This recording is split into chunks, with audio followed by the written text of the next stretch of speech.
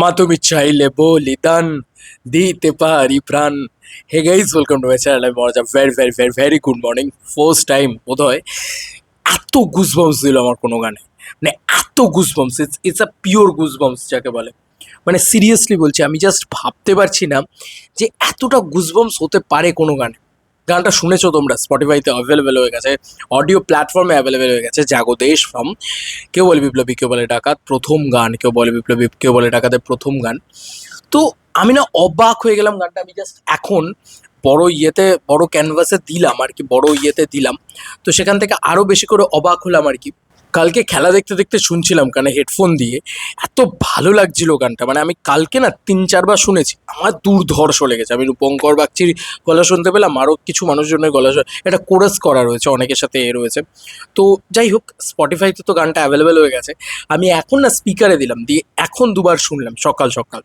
একে তো কালকে একটা জেতার আনন্দ রয়েছে, আর্জেন্টিনা দুর্ধর্ষভাবে জিতেছে। মানে এবং ব্রিটিশদেরই হারিয়েছে, ইংল্যান্ডদেরই হারিয়েছে। তো ভাই ওই যে একটা পৈশাচিক আনন্দ, ওটা রয়েছে ভাই, কারণ আমরা ওদের হাতেই পরাজিত ছিলাম আর কি, পরাধীন ছিলাম আর কি বলা চলে। এখানে জাস্ট গানের ক্রেডিটটা আমি দেখবো, কত জন রয়েছে এখানে গানের ক্রেডিটসে হিসাব মতন।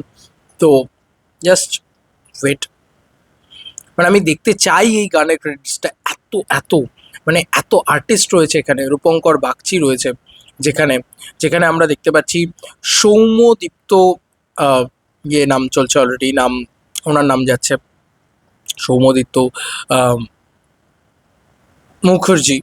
আচ্ছা, তো যাই হোক, এগুলো তো আছেই, তার সাথেও মানে সৌম্যব্রত ব্যানার্জি তার সাথে রয়েছে। এবং যেভাবে কোরাসটা হয়, যেভাবে সবাই বলে, সুপল দাস, তারপরে সাত্বিক ভট্টাচার্য, আহ, তারপরে হচ্ছে দেবজ্যোতি মুখার্জি, অয়ন ধর, মানে প্রচুর প্রচুর মানুষ রয়েছে। মানে এই গানটার প্রচুর মানুষ একসাথে মিলে গিয়েছে। যাই হোক, এটা নন্দী মুভিজের কপিরাইটেও আছে। যাই হোক, এটা নন্দী মুভিজের ফুল ভিডিওটা আসবে, আমরা অডিও সং নিয়ে কথা বলছি। ভাই যে জায়গাটা, ওই জায়গাটা, তুমি চাইলে বলিদান মা দিতে পারি প্রাণ।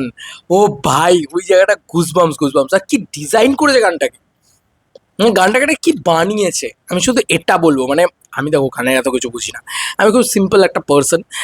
আমি খুব গান শুনতে ভালোবাসি, এটা তো ডেফিনেটলি। গানটা তুমি যদি একটু হাই ভলিউমে বা একটু ভালো কোথাও শুনে দেখো, তুমি দেখবে কি বানিয়েছে এটা, মানে বানিয়েছেটা কি সেইটা দেখতে হবে সবার প্রথম। তো ওই বানানোর যে টেকনিকটা, মানে যে মিউজিক ইনস্ট্রুমেন্টসগুলো ব্যবহার করা হয়েছে, সেগুলো ইন্ডিয়ান কালচারকে রিপ্রেজেন্ট করে। এবং যে লিরিক্স, মাই গুডনেস, তোমার গায়ে কাঁটা দিয়ে উঠবে, মনে হবে মর এরকম একটা ব্যাপারও তৈরি হয়েছে, ঠিক আছে। এবং কি অত্যাচারই না ব্রিটিশরা আমাদের করেছে, ঠিক আছে। কালকেও আমি এটাই লিখছিলাম সোশ্যাল মিডিয়াতে, যে আজকে আর্জেন্টিনার জয় ব্রিটিশদের এগেছে। আর যাই হোক, কোনো ভারতীয় ইংল্যান্ডকে সাপোর্ট করতে পারবে না, ইংল্যান্ড যা করেছে আমাদের সাথে। যাই হোক, সেটা অন্য পয়েন্ট, অন্য দিকে চলে যাচ্ছে হয়তো। বাট এই গানটার ভিতরে আমি জাস্ট ভাবছি যে গানটা তোমাকে ওয়ার্ম আপ করাচ্ছে।